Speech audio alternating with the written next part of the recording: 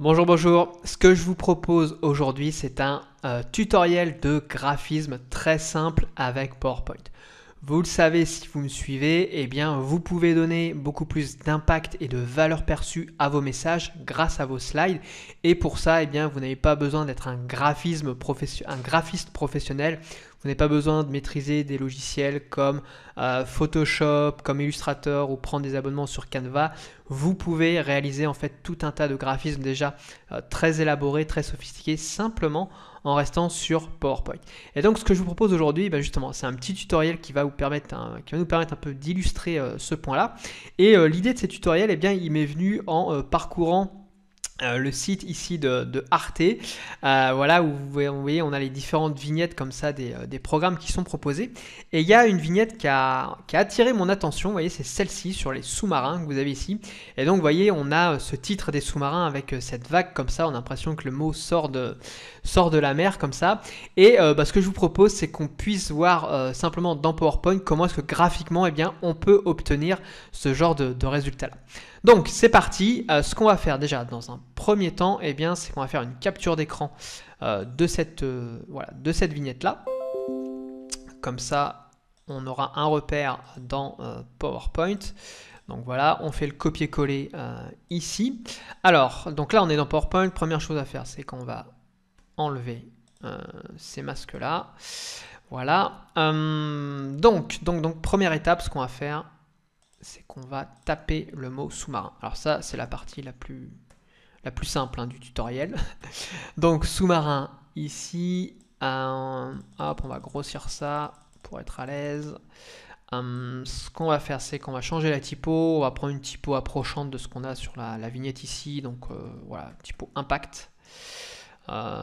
C'est pas tout à fait les mêmes, mais voilà, c'est assez approchant. Ce qu'on va faire également, c'est qu'on va rapprocher les lettres ici, donc vous avez la fonction ici, voilà, donc on va faire très rapproché, voilà, comme ceci, tac, donc ça c'est la première étape. Deuxième étape, c'est qu'on va aller chercher une photo de sous-marin. Alors j'ai fait la recherche avant d'enregistrer ce tutoriel là, donc je vais simplement faire le copier-coller pour la récupérer. Voilà, donc on a notre titre ici. On va venir le poser à peu près comme ceci. Voilà, on va passer ça en blanc. Hop. Bon, donc là, on a 80% du chemin qui est fait. Maintenant, ce qui nous intéresse, c'est d'arriver à obtenir cet effet de vague qu'on a ici. Je vais agrandir un petit peu. Voilà, cet effet de vague qu'on a ici. Donc, comment est-ce qu'on fait ça avec PowerPoint? Première étape que l'on va faire, c'est qu'on va venir ici créer un rectangle qu'on va venir positionner voilà, à peu près comme ça. Le rectangle, ce qu'on va faire, c'est qu'on va lui enlever le contour, on n'en a pas besoin. Et on va apporter une petite transparence sur ce rectangle-là. Donc on va faire un clic droit avec un PC, format de la forme, remplissage. Et là, on va mettre un peu de transparence pour savoir un peu où on va. Voilà, donc vous voyez, ça nous permet de voir un peu le texte qui est derrière le rectangle, comme ceci. On va zoomer un peu.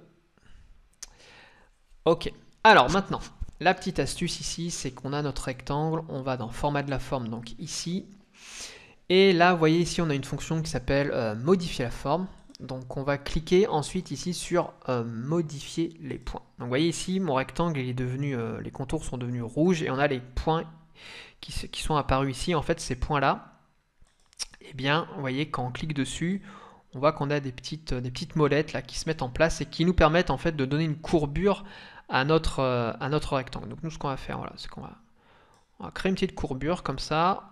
On va reprendre là aussi. Tiens, on va essayer de la monter un peu comme ça. Descendre un peu comme ça.